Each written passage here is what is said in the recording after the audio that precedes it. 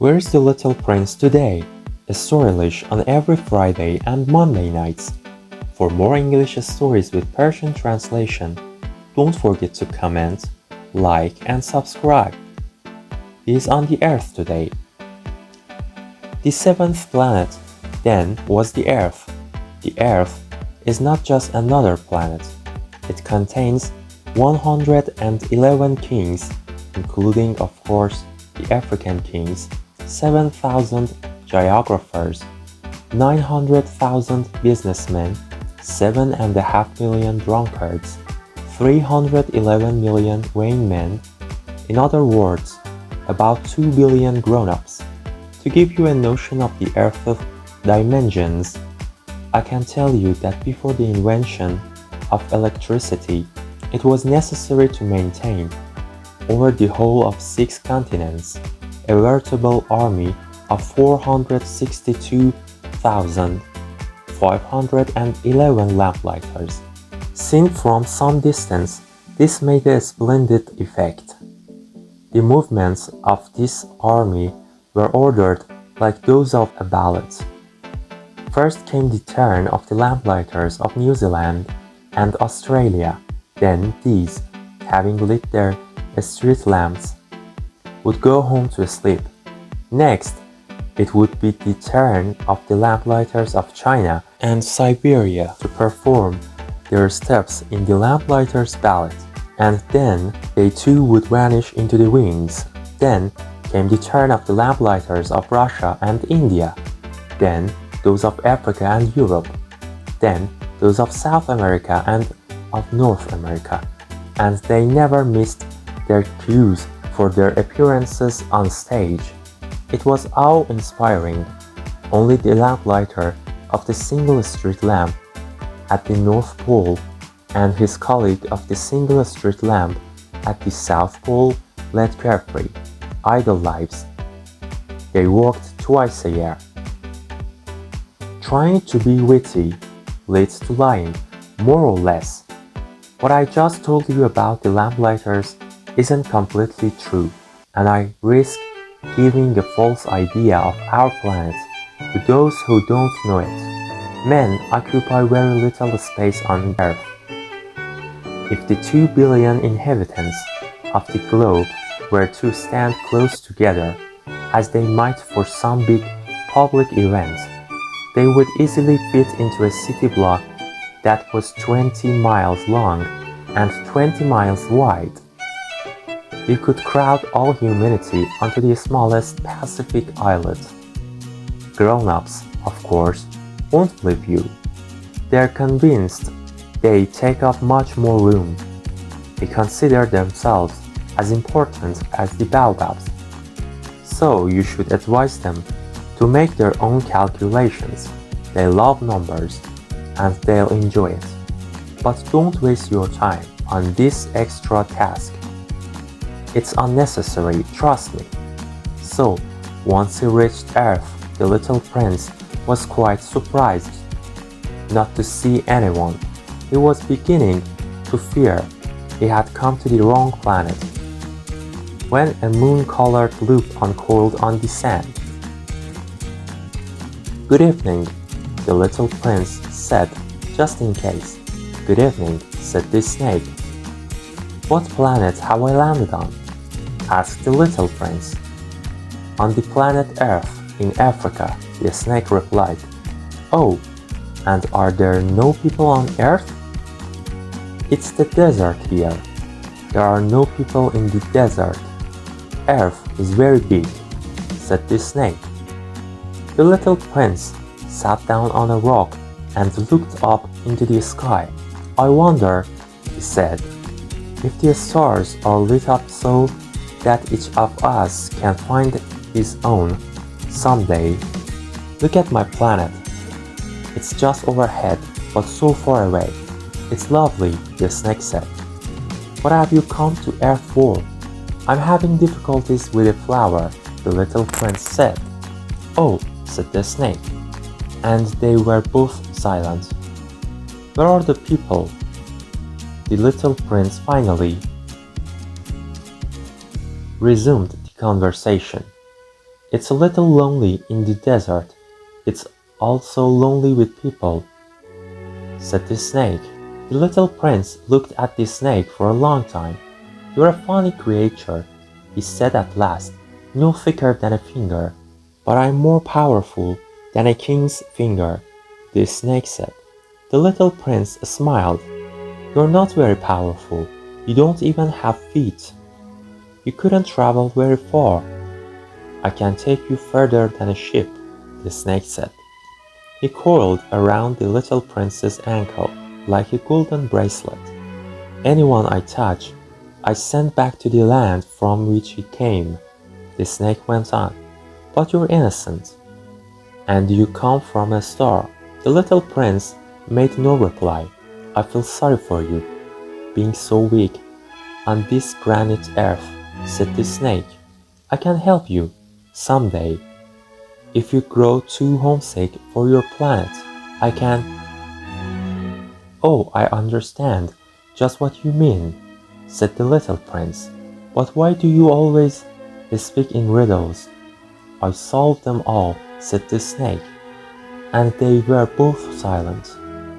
The little prince crossed the desert and encountered only one flower, a flower with 3 petals, a flower of no consequence. Good morning, said the little prince. Good morning, said the flower. Where are the people? The little prince inquired politely. The flower had one day seen a caravan passing. People, there are 6 or 7 of them, I believe, in existence. I caught sight of them years ago, but you never know where to find them. The wind blows them away. They have no roots, which hampers them a good deal. Goodbye, said the little prince. Goodbye, said the flower. The little prince climbed a high mountain. The only mountains he had ever known were the 3 volcanoes which came up to his knee, and he used the extinct volcano as a footstool. From a mountain as high as this one, he said to himself, I'll get a view of the whole planet and all the people on it. But he saw nothing but rocky peaks as sharp as needles. Hello, he said, just in case. Hello, hello, hello, the echo answered. The rest of this story on Friday night. ترجمه فارسی. فصل 16. بنابراین 7مین سیاره زمین بود. زمین یک سیاره الکی نیست. بر روی آن 111 پادشاه، 7000 جغرافیدان، 900,000 بازرگان، 7,500,000 آدم مست، 311 میلیون خودپسند که در مجموع حدود 2 میلیارد آدم بزرگ میشوند زندگی میکنند. برای آنکه متوجه بزرگی زمین بشوید به شما میگویم که قبل از اختراع برق برای روشن نگه داشتن فانوس‌های 5 قاره احتیاج به یک لشکر واقعی از فانوسبان‌ها به تعداد 462,511 نفر بود. دیدن این فانوس‌ها از فاصله دور بسیار باشکوه بود. حرکت این لشکر فانوسبان‌ها مانند حرکت رقصنده‌های باله در یک کنسرت اپرا زیبا و دیدنی بود. اول از همه فانوسبان‌های نیوزیلند و استرالیا حرکت کرده و فانوس‌هایشان را روشن نموده و بعد می‌گرفتند و می‌خوابیدند. بعد نوبت فانوسبان‌های چین و سیبری می‌شد که وارد صحنه این رقص بشن و بعد آرام به پشت صحنه می‌خرامیدند. بعد از آن نوبت اجرای فانوسبان‌های هند و روسیه می‌شد. بعد اروپا و آفریقا، بعد آمریکای جنوبی، بعد آمریکای شمالی و هرگز آنها در اجرای برنامه‌شان دچار اشتباه نمی‌شدند. خیلی باشکوه بود. این وسط فانوسبان قطب شمال و همکارش فانوسبان قطب جنوب که مسئول روشن و خاموش کردن تنها فانوس قطب شمال و جنوب بودند بیکار و بیار بودند، چون آنها در طول سال فقط یک بار فانوس را روشن و خاموش می‌کردند. فصل 17.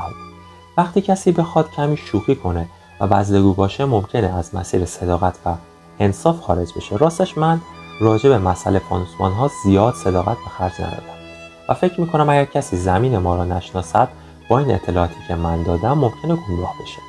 راستش انسان‌ها جای زیادی در روی کره زمین اشغال نمی‌کنند، اگر تمام 2 میلیارد انسان روی کره زمین سرپا بایستند، انگار که در یک مراسم عمومی جمع شده باشند به نظر میرسند. آنها در زمینی به مساحت حدوداً 30 کیلومتر در 30 کیلومتر جا داده شدند.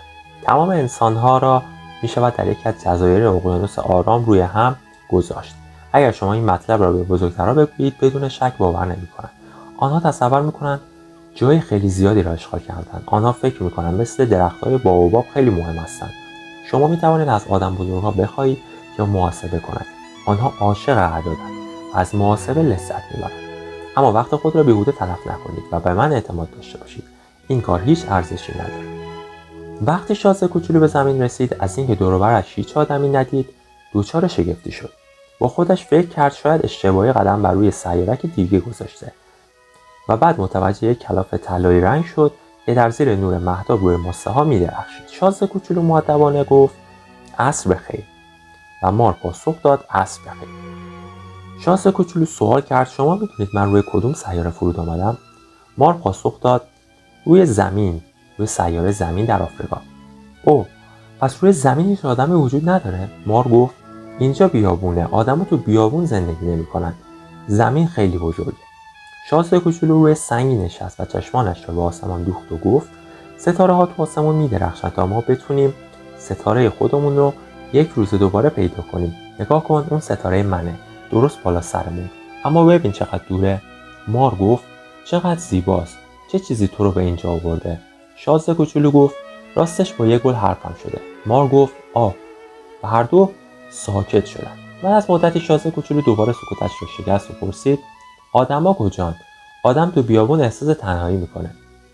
مار گفت میون آدم‌ها هم احساس تنهایی میکنی. شازده کوچولو مدتی طولانی به مار خیره شد و دست آخر گفت تو چه موجود بامزه‌ای هستی، مثل یک انگشت باریک و بلندی. مار گفت اما از انگشت هر پادشاهی قدرتمندتر. شازده کوچولو لبخند میزد و گفت تو خیلی هم قوی نیستی، تو حتی پا هم نداری، نمیتونی سفر کنی. مار گفت من میتونم تو رو به جاهای خیلی دوری ببرم که حتی هیچ کشتی هم نمیتونه این کار انجام بده. مار دور قوزک پای شازده کوچولو مثل خلخال طلایی رنگی پیچید و گفت هر کسی رو که لمس کنم میتونم اونو به خاک تبدیل کنم و به جایی برگردونم که از اونجا آمده، اما تو بیگناهی و از ستاره ها اومدی. شازده کوچولو جوابی نداد. مار گفت دلم واسط میسوزه. تو روی این زمین سخت و بیرحم خیلی ضعیفی. اگه یه روز دلت واسه سیارکت تنگ شد میتونم کمکت کنم. من میتونم. شازده کوچولو گفت آره خیلی خوب میفهمم که چی میگی، اما چرا همیشه اینقدر معماگونه حرف میزنی؟ مار گفت من حلال تمام معماها هستم و دوباره سکوتی طولانی بین آنها برقرار شد. فصل 18. شازده کوچولو از بیابان گذشت و تنها موجودی را که دید فقط یک گل بود. یک گل کوچک با 3 گل برگ، گلی که اصلا به حساب نمی‌آمد. شازده کوچولو گفت سلام. گل جواب داد سلام. شازده کوچولو خیلی مؤدبانه سوال کرد آدما کجا هستن؟ گل که خیلی وقت پیش یک بار یک کاروان در حال عبور را دیده بود پاسخ داد آدما فکر کنم یه 6 هفته‌ای ازشون باقی مونده باشه. چند سال پیش دیدمشون، اما کسی نمیدونه کجا میشه پیداشون کرد. باد اونا رو با خودش این ور اون ور میبره. اونا ریشه ندارن و این بیریشگی زندگیشون رو خیلی سخت میکنه. شازده کوچولو گفت خدا نگهدار و گل پاسخ داد خدا نگهدار. فصل 19. و بعد شازده کوچولو از یک کوه بلند بالا رفت. تنها کوههایی که شازده کوچولو تا به آن روز دیده بود 3 تا آتشفشان سیارک خودش بودند که ارتفاعشان به سختی تا سر زانوهایش میرسیدند. او از آتشفشان خاموش به جای چارپایه استفاده میکرد. شازده کوچولو با خودش فکر کرد که از کوه به این بزرگی من میتونم همه ستاره ها و همه آدم ها رو ببینم.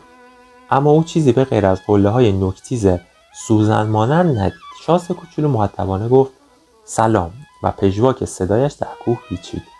سلام سلام سلام. پایان داستان. دوشنبه دیگر با استوریلیش. ممنونم از وقتی که گذاشتید برای داستانهای انگلیسی بیشتر با ترجمه فارسی. لطفاً کامنت، لایک و سابسکرایب رو فراموش نکنید. Another Monday with Storylish. Remember, listen, learn and enjoy with Storylish.